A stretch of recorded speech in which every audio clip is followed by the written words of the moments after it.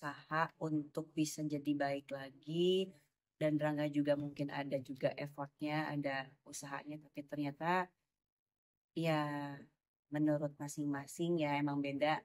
Menurut aku kayak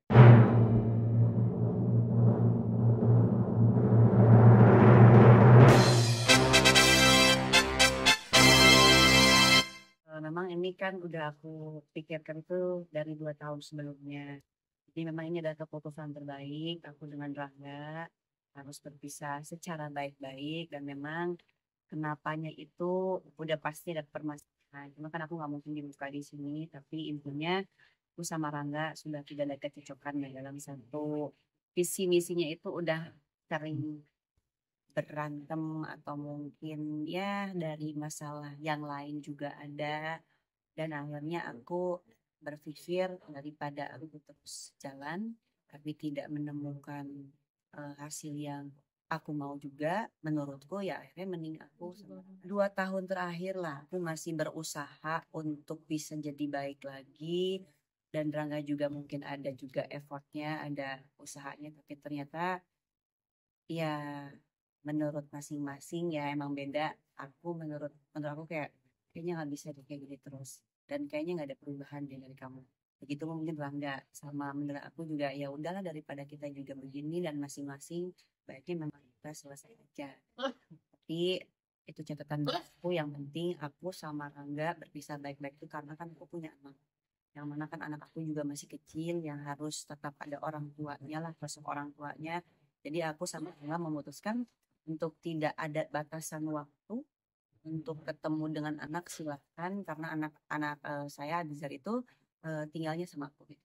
Pasti anak, pasti anak sih, pasti anak, karena waktu itu kan anak masih kecil, jadi itu masih berpikir kayak sayang karena kasihan karena banyak banget lah. Tapi setelah aku mungkin ada di dunia politik juga, itu menjadi salah satu alasannya juga, jadi saya sama Rangga juga jadi semakin jauh gitu ya karena waktu.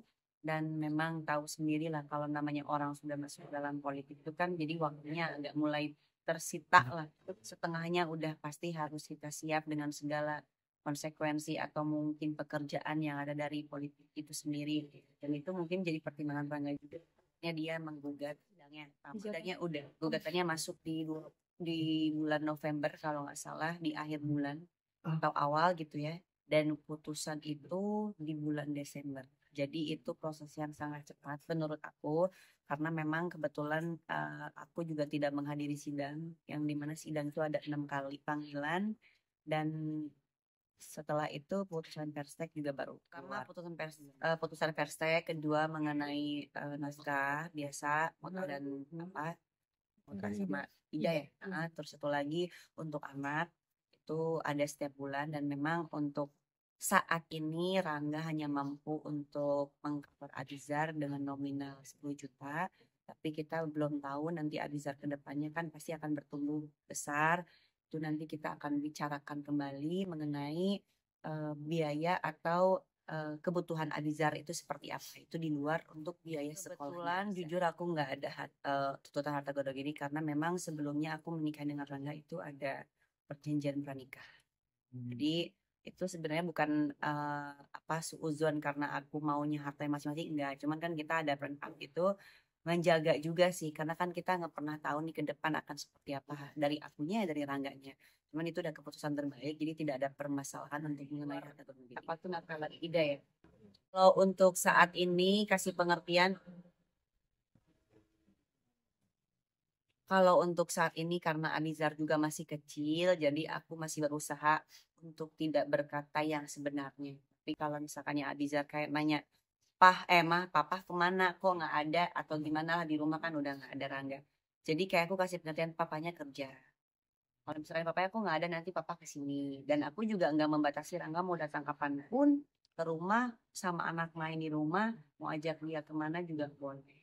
Komunikasi alhamdulillah sama Rangga nggak ada yang gimana-gimana. Justru kalau misalkan kayak kemarin juga ngomongin masalah anak, sekolahnya dia, tetap aja komunikasi masih biasa aja. Kita jaga sih ya, karena kan ya pastilah ada rasa kasihan juga sama anak kan. Mungkin untuk saat ini belum, tapi nanti mungkin setelah dia udah mulai sedikit mengerti, aku pasti akan bilang juga yang sebenarnya. Karena kan aku juga sangat hati-hati nih.